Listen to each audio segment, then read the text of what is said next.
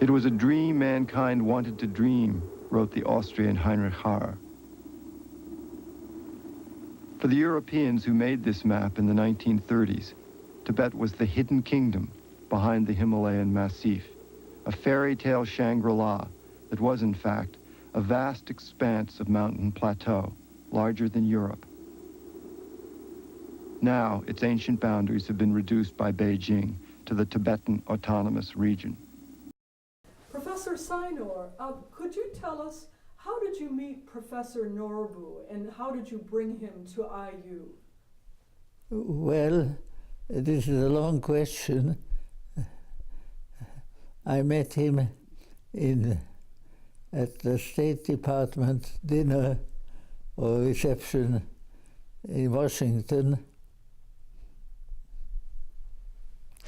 And he was just coming, I don't know the year, you know it better, the year of his arrival, and I was there, and my then wife knew him from Vienna. Family, you know.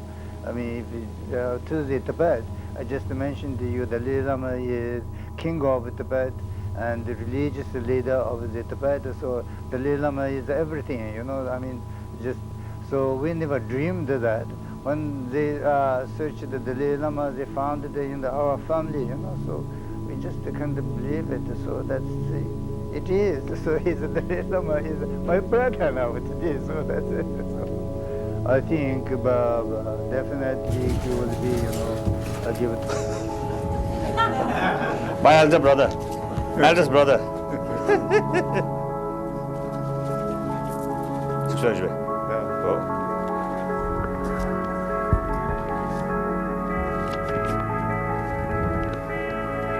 Dr. Rinpoche's belief is independence.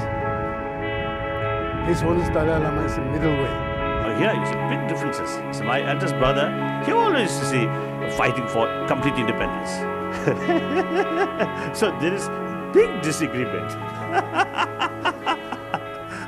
But fortunately, you see, that disagreement, no causing for fighting.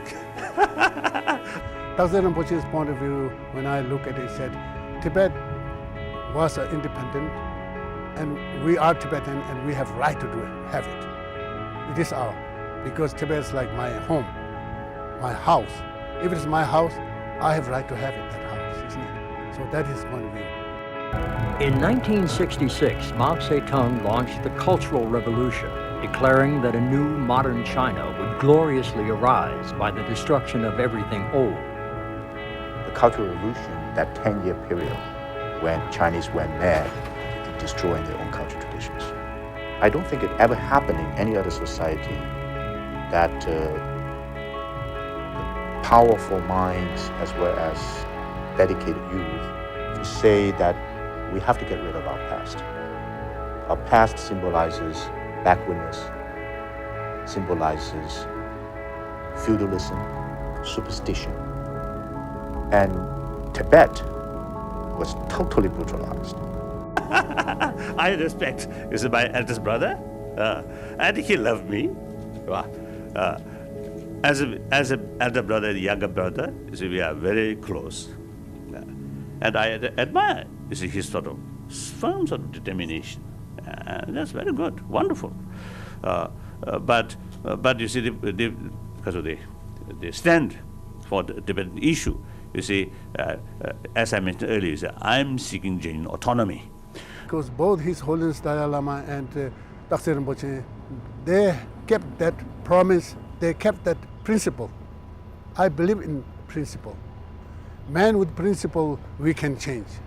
Man with principle, we can trust.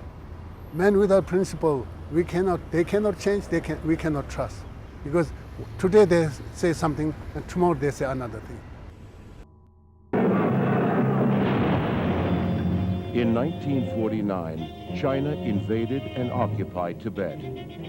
The annexation of Tibet remains the largest territorial occupation of a sovereign state since World War II. Tibet's nightmare had The 20 begun. years after 1959 are like a The black Chinese hole in Tibet's invasion history. of Tibet in The only public record, 1949 a few propaganda was films. an act of aggression. These were the years that included the Cultural Revolution. While it is a fact many Tibetans joined in to attack their own heritage, few could have imagined how far it would all go.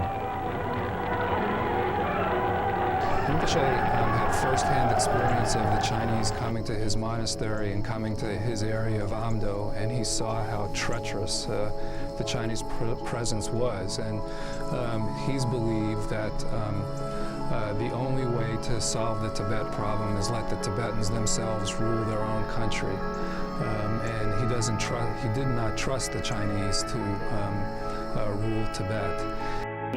18th and 20th centuries, the Tibetans found themselves under the Manchu Empire, that is the empire that proclaimed itself the Qing dynasty in China.